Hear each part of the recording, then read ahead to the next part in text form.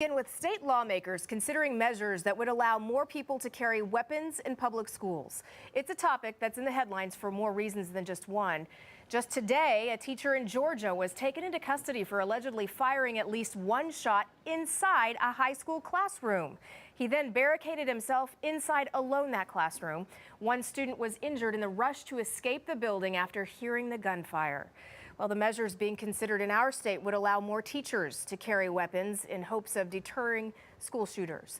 News 4's Lily Zhang is live at the Capitol with what happened today. Lily, what's the latest out there?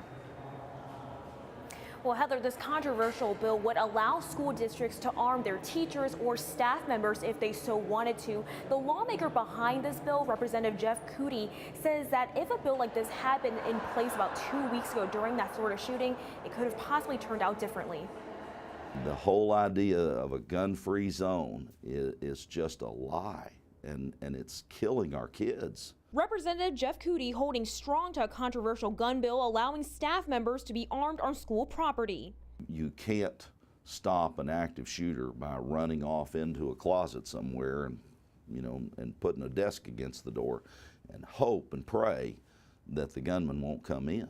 Under the bill, which has passed committee, local school districts have the right to designate a staff member to carry a firearm. If there is an active shooter, Representative Cootie says force needs to be met with force. The bill drew concerns from some House Democrats.